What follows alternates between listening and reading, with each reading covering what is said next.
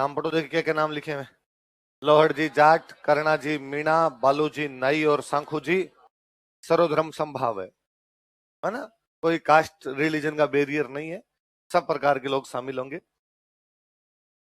एक गैंग थी भाई, और यूं भले थे एकदम। पहले समाचार भेजते जिसको लूटना होता है ना, पहले उसको कह दिया करते भाई इतनी तारीख को आएंगे, माल मत्ता तैयार रखना, पुलिस को सूचना देने की कोशिश की तो अंजाम बहुत बुरा। और तेरा भी टाइम खराब नहीं होगा, हमारा भी टाइम खराब है। तो कहते डूंग जी ने एक बार, शेखावाटी में एक जगह पड़ती है रामगढ़, कौन सी जगह, उस गांव का नाम ही है रामगढ़, सेठान, सेठों का रामगढ़। तो रामगढ़ के सेठ को मैसेज किया, भाई रामगढ़ के सेठ इतनी तारीख को मैं आऊंगा, माल मत्ता बाहर तैयार रखना ताकि टाइम बच जाए अपना दोनों का ही, और पुलिस को सूचना देने की कोई भी कोशिश है मत। पर भाई रामगढ़ के सेठ ने पुलिस को सूचना दे दी। तब अंग्रेजों का राज आ गया था, सेना पुलिस अंग्रेजों के पास हुआ करती थी। तो रामगढ़ के सेठ ने अंग्रेजों को कह दिया कि भाई डूंग जी इतनी तारीख को मेरे को लूटने आएंगे। और डूंग जी अंग्रेजों को परेशान कर ही रहे थे भाई, अंग्रेजों के इलाकों में जाके लूटपाट कर लिया करते थे, अंग्रेज पकड़ना चाह ही रहे थे। तो अंग्रेजों ने सादी वर्दी में पुलिस लगा दी वहां पे। और डूंग जी जैसे ही सेठ के पास पहुंचे, पुलिस तैयार खड़ी थी, पकड़ा, पकड़ के आगरा की जेल में बंद कर दिया। कहा बंद कर दिया? आगरा का जो किला है उसको जेल बनाई हुई थी। अब भाई डूंग जी वहां बंद। अब सरदार पकड़ लिया गया तो गैंग क्या हो गई, गैंग के डाके बंद हो गए। थोड़े दिनों बाद में आई होली। होली पर ये जवाहर जी, लोड जी, करना जी, बालू जी, सांखू जी ये बैठ के दिन के अंदर थोड़ा लिटिल लिटिल एंजॉय कर रहे थे कोई अपना। और डूंग जी की जो वाइफ थे उनको बड़ा बुरा लगा। और डूंग जी की वाइफ को लगा कि देखो ये यहाँ बैठ के गुलछर्रे उड़ा रहे, और वहां मेरे पति को आगरा के जेल के अंदर बंद कर रखा है। इनका सरदार है, शर्म आनी चाहिए, इनको छुड़वाना चाहिए। और वो नीचे आए, उन्होंने आके इनको डायलॉग सुना दिए कि शर्म तो बची नहीं है बहन, यहाँ बैठ के पी रहे हो, वहां तुम्हारे सरदार को जेल के अंदर बंद कर रखा है, तुम्हारे मन में नहीं आती उसको छुड़वा के लाए? और यदि तुमसे ना छुड़वाया जाए, तुम्हें डर लगता था, अंदर जाके बैठो मैं छुड़वा के लेके आ जाऊंगी, लुगाई बेइज्जती कर दे तो उतर जाती है। तो और उन वापस जीते गैंग वाले बैठे, उन्होंने कहा हाँ यार बात तो सही है यार, भाई तो उधर है अपना और अपने यार इधर बैठे। सबने वापस अपनी गैंग तैयार की, यहां से गए आगरा। आगरा के किले के पास में जाके बैठ गए। लॉर्ड जी बन गए साधु। लॉर्ड जी की हाइट पर्सनालिटी शानदार थी, लंबी चौड़ी हाइट थी, भगवा कपड़े धारण कर लिए, दाढ़ी बढ़ा ली व्हाइट एकदम, और यूं वहां जाके बैठ गए। अंग्रेज भागे, अंग्रेजों ने कहा नहीं जेल के आसपास कोई नहीं बैठ सकता, जेल के पास में धारा 144 होती है, उठो यहाँ से। उनका साहब अब धारा वारा तो हम जानते नहीं, हम तो बारात लेके जा रहे थे, बीन मर गया, हमारा दूल्हा मर गया। और हिंदू धर्म कहता है कि जहां मरे वहां अंतिम संस्कार करने के बाद में 12 दिन करने जरूरी होते हैं। और यदि आदमी के 12 दिन ना किए जाए उसी जगह पे, तो वो आदमी बनता है भूत। और भूत बनने के बाद उसके क्षेत्र के आसपास के जो लोग होते हैं, भाई साहब देख लेना तुम्हारे पीछे चिमटेगा।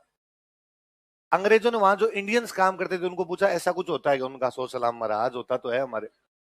तो यार ये तंग करेंगे यहाँ बैठ के ना? कोई तंग नहीं करेंगे, बैठे रहना दो साहब। अब वो बैठ कर वास्तव में कोई तंग नहीं कर रहे, दिन में गरुड़ पुराण का वाचन करते। किसका वाचन करते? कोई मर जाता तो कौन सा पुराण बांचते हैं? दिन में गरुड़ पुराण का वाचन करते, और शाम को गाते हरजस। क्या कहते? हर हर मतलब भगवान, भगवान के जस गाए इसलिए क्या हो गए हरजस। कोई मर जाता है तो रात को जो गीत गाते हैं उनकी तुम क्या बोलते हैं? निर्गुण भक्ति के गीत होते हैं, जिनके अंदर है कि शरीर कुछ ही नहीं है, जो कुछ है वो आत्मा है, ये दिन सबको मरना, इस टाइप की बातें होती है। तो हरजस गाते हैं बैठे बैठे। अब वो जो इंडियन पुलिस वाले वहां पे लगे हुए थे जेल के अंदर, वो शाम को डेली आगे बैठ जाते कि यार दो भजन अपने कानों में चले जाएंगे। और लॉर्ड जी महाराज वहां बैठे बैठे दो चार वैसी बातें और बताते कि देखो मोह माया घर गृहस्थी में कुछ नहीं रखा हुआ, भगवान का नाम लेना जरूरी है। जिसने इस लोक में आके भगवान का नाम लिया वो तो तिर गया, और जो भगवान का नाम नहीं लेता है वो बाद में जन्म जन्मांतर के चक्कर में फंसता चला जाता है, और उसे इस मनुष्य योनि से कभी भी मुक्ति मिलती। कभी कीड़े मकोड़े बनोगे, कभी कुत्ते बिल्ली बनोगे।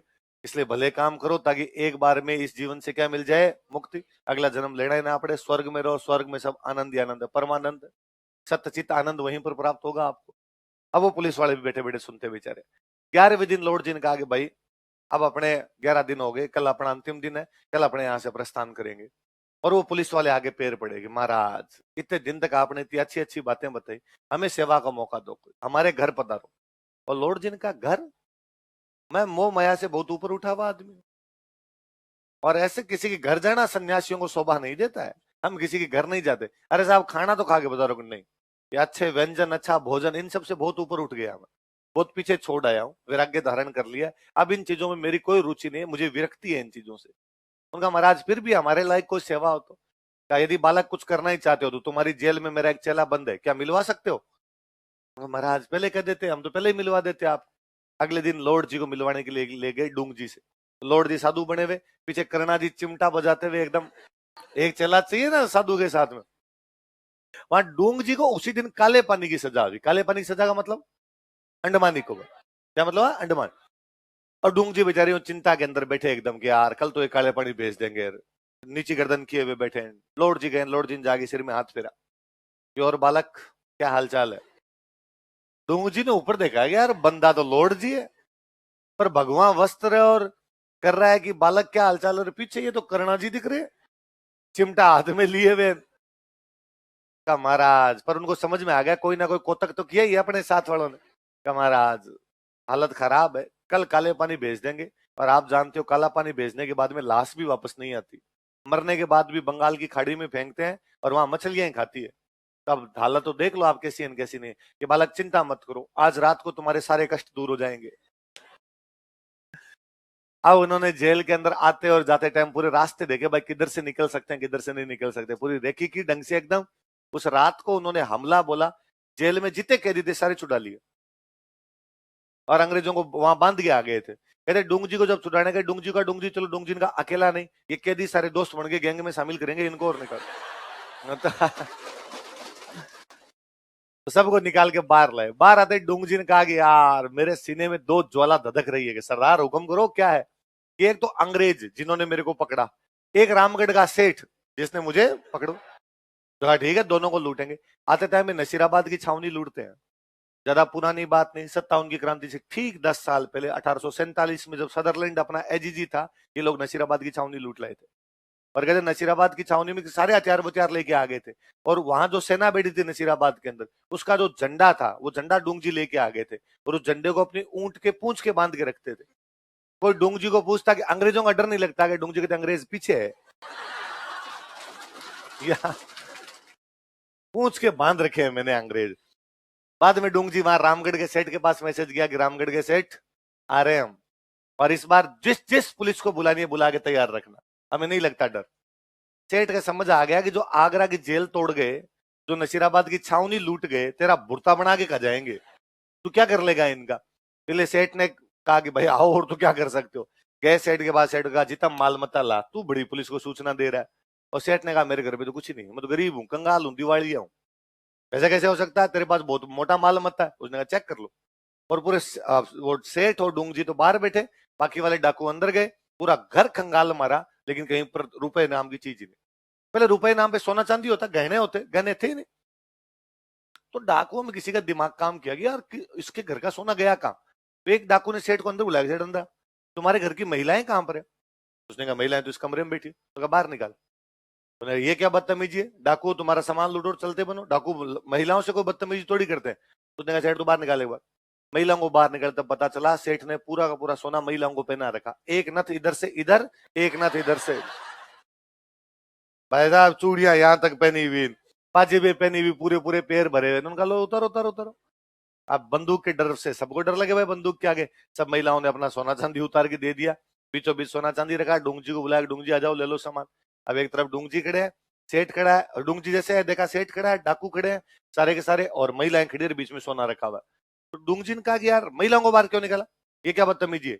और डाकू वास्तव में महिलाओं के साथ किसी प्रकार की कोई बदतमीजी नहीं करते थे, महिलाओं बच्चों को पूरा यूं प्रोटेक्शन दिया करते। तो उनका साहब हम तो नहीं निकालते सॉरी, पर सेठ ने सारा सोना इन महिलाओं को पहना दिया था, इस चक्कर में निकालना पड़ा। तो अच्छा का सेठ 1.5 बन रहा है, पूरा ही बन रहा था ये तो।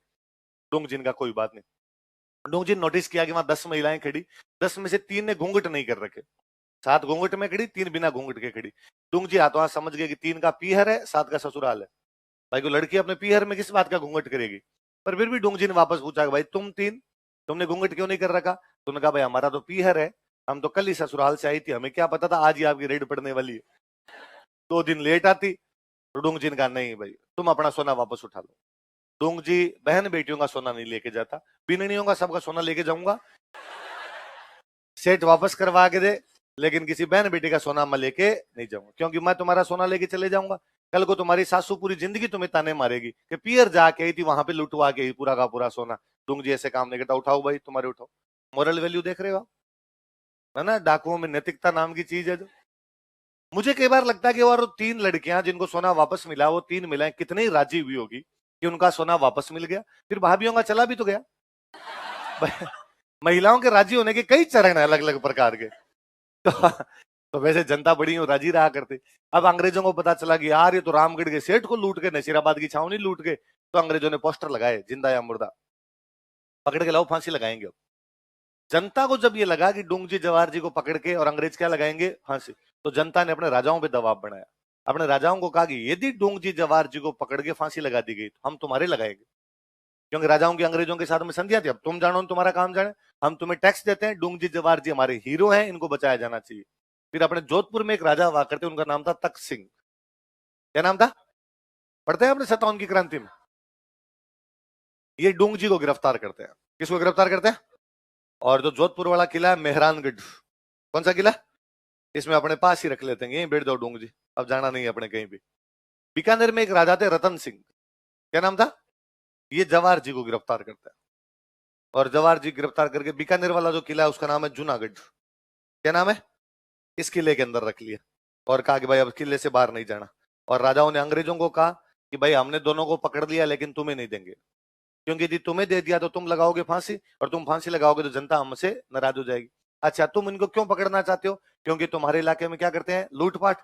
अब हम अपने किलों में रखेंगे तो तुम्हारे इलाकों में लूटपाट ये कर नहीं पाए, तुम्हारी लूटपाट रुक जाएगी, ये फांसी नहीं लगेंगे, जनता भी राजी रहेगी, सौंपेंगे नहीं।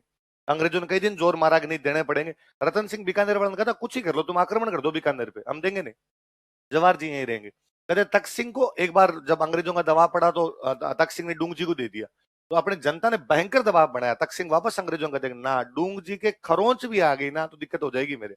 फिर अंग्रेजों ने वापस डूंग जी को तख्त सिंह को सौंपा। इनका अब जो अंतिम समय था वो इनका तो कहां बीता, इनका कहां बीता। जय कोई जनती रानियान डूंग जिसा जवान, हो तो नहीं हिंदवान मर झंडो फिरंगान। यदि सब रानियों ने डूंगर सिंह जैसे जवान पैदा कर दिए होते तो अंग्रेजों का झंडा भारत के अंदर फहराता। लिखो, अरे लिख लो रे,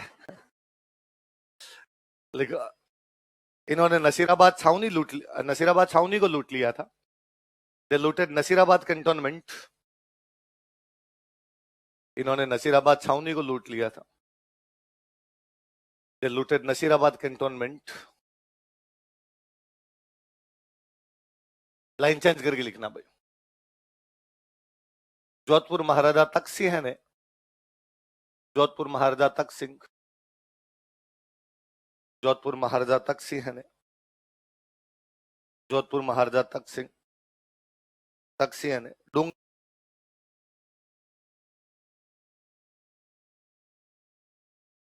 जी, डूंग जी को गिरफ्तार किया, अरेस्टेड डूंग जी। तथा मेहरानगढ़ किले में रखा, मेहरानगढ़ जोधपुर में किला है ना, एंड कैप्टन मेहरानगढ़ फोर्ट।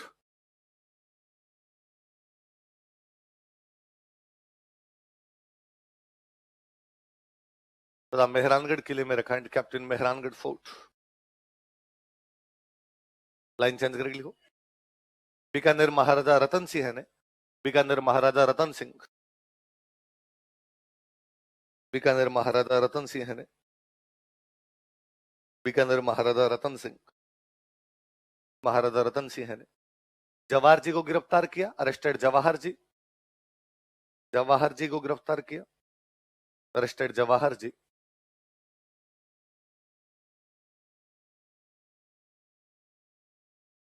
तथा जूनागढ़ किले में रखा, एंड कैप्टन जूनागढ़ फोर्ट।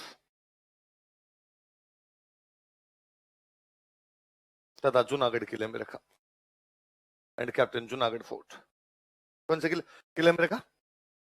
तो मुझे याद है कोई 2011 शायद 11 या 12 में कभी कोई एक एग्रीकल्चर का एग्जाम था, तो उस एग्रीकल्चर एग्जाम में क्वेश्चन आया कि राजस्थान के ऐसे लोग देवता जो पहले डाकू थे, जो डाकू थे तथा अमीरों को लूट कर उनका धन गरीबों में बांट दिया।